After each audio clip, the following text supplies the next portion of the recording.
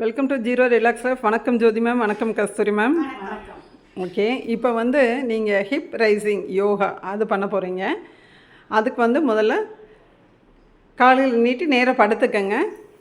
அதோட பலன்களை நீங்கள் செய்கிறப்ப நான் சொல்கிறேன்.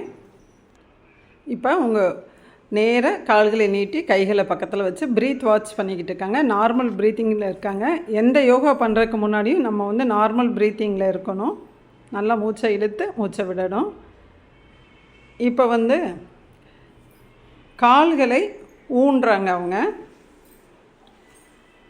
நீங்கள் ஜோதி மேம் கைகளை பின்னாடி வச்சுக்கோங்க, தலைக்கு பின்னாடி நேரம் உயர்த்திக்கோங்க. கஸ்தூரி மேம் பக்கவாட்டில் வச்சுக்கோங்க.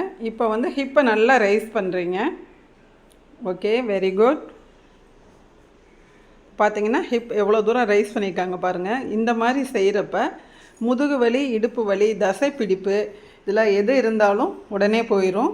இப்போ இதிலே இன்னும் அடுத்த 2 ஸ்டெப் இருக்குது. அது எப்படி செய்கிறாங்கடா பார்ப்போம். இப்போ ரிலாக்ஸ் பண்ணிக்கங்க. ஓகே, இப்போ கஸ்தூரி மேம் நீங்கள் கைகளை பக்கவாட்டில் திருப்பி வச்சுக்கோங்க, 2 கைகளையும். ஜோதி மேம் நீங்கள் கைகளை தலைக்கு பின்னாடி மடிச்சுக்கோங்க. இப்போ கால்களை ஊனி ஹிப் ரைஸ் பண்ணுறாங்க. இந்த 4 ஸ்டேஜ்லேயும் தான் ஹிப் ரைஸ் பண்ணணும். கைகளை தலைக்கு பின்னாடி மடிச்சிருக்காங்க, கண்களை மூடி ப்ரீத் வாட்ச் பண்ணுறாங்க.